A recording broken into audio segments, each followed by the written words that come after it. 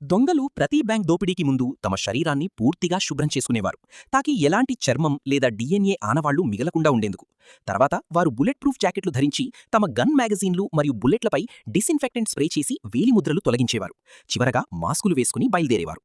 కానీ ఈసారి వారు కారులో నుంచి దిగిన వెంటనే ఒక పోలీస్ ఆఫీసర్ నేరుగా వాళ్లను చూస్తూ ఉండటం గమనించారు. ఒక క్షణం వాళ్లు పట్టుబడ్డామనుకున్నారు.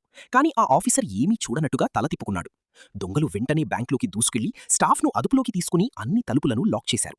అందర్నీ నేలపై పడుకోమని బలవంతపెట్టి ఎవ్వరూ బయటకు సమాచారాన్ని పంపకుండా వారి ఫోన్లను నీళ్లలో పడేశారు. తర్వాత బ్యాంక్ మేనేజర్ను వాల్ట్ తెరవమని ఆదేశించారు. ఆ మహిళ చాలా భయంతో ఉండటంతో పాస్వర్డ్ను పలుమార్లు తప్పుగా ఎంటర్ చేసింది. దొంగలలో ఒకరు బెదిరించడంతో భయంతో ఆమె తనను తాను శాంతపరిచి చివరకు వాల్ట్ తలుపు తెరిచింది.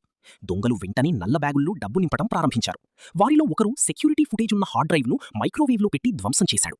తర్వాత తమ ఆనవాళ్లు లేకుండా ఉండేందుకు చుట్టూ డిస్ఇన్ఫెక్టెంట్ స్ప్రే చేసి బ్యాంక్ మేనేజర్ను కూడా తమతో తీసుకెళ్లారు.